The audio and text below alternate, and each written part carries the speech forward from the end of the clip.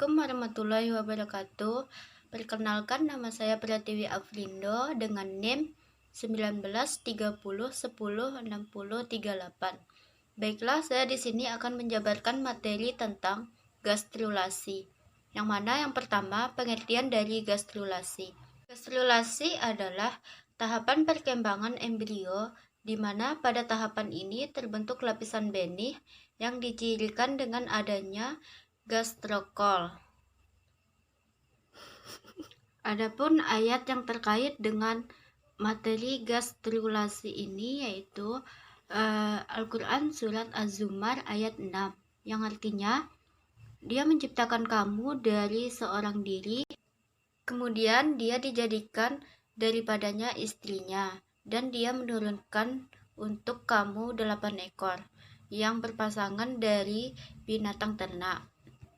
Dia menjadikan kamu dalam perut ibumu, kejadian demi kejadian dalam 3 kegelapan.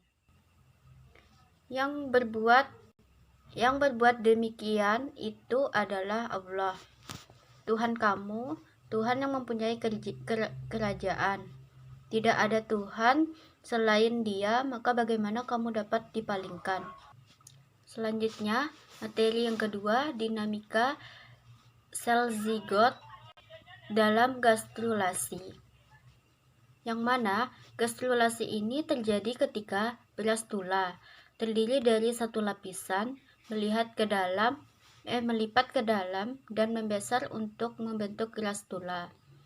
Warna pada diagram ini menunjukkan ektoderm biru, endoderm hijau, dan blastokol kantong kuning atau kuning, dan arkenteron merupakan saluran pencernaan berwarna ungu. Yang ketiga, fat map atau pemetaan nasib merupakan metode yang digunakan dalam biologi perkembangan untuk mempelajari asal mula embrio dari berbagai jaringan dan struktur dewasa, yang mana nasib setiap sel atau kelompok sel dipetakan ke dalam embrio, menunjukkan bagian mana dari embrio yang akan berkembang menjadi jaringan yang mana.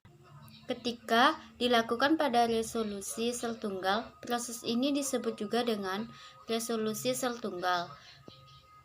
Jika dilakukan pada resolusi sel tunggal, proses ini disebut juga penelusuran garis keturunan sel. Ini juga digunakan untuk melacak perkembangan embrio. Yang ketiga, perbandingan pola gastrulasi. Pertama, epiboli merupakan gerakan melingkup terjadi di sebelah luar embrio, berlangsung pada bakal ektoderm, epidermis, dan saraf. Gerakan yang besar berlangsung menurut poros akal, anterior dan posterior tubuh. Sementara bakal mesoderm dan endoderm bergerak, epiboli menyesuaikan diri sehingga ektoderm meliputi seluruh embrio. Contohnya, perluasan ektoderm amfibi menuju blastoporus. Selanjutnya, yang kedua, gerakan penyusup atau disebut juga dengan emboli, merupakan gerakan yang terjadi di sebelah dalam embrio, berlangsung pada daerah-daerah bakal mesoderm, noctohort, dan precohorda, dan endoderm. Daerah-daerah itu bergerak di arah blastokel. Pada akhir gastrulasi terbentuk dari 3 lapisan embrio yang disebut juga dengan gram layer, yang mana lapisan tersebut menjadi 3 bagian. Yang pertama, ektoderm. Ektoderm merupakan lapisan yang akan memberi bentuk luar hewan, merupakan prekursor epidermis dan sistem saraf, dibentuk dari sebagian besar kutub animal.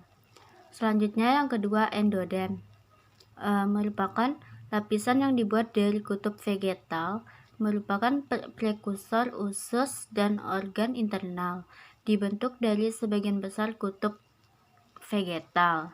Selanjutnya yang ketiga, mesodem merupakan lapisan prekursor otot, jaringan penghubung, dan komponen lainnya yang akan menghubungkan antara ektodem dan endodem, dibentuk dari sebagian kutub animal dan vegetal. Sekian, itulah materi dari saya. Sekian, terima kasih. Assalamualaikum warahmatullahi wabarakatuh.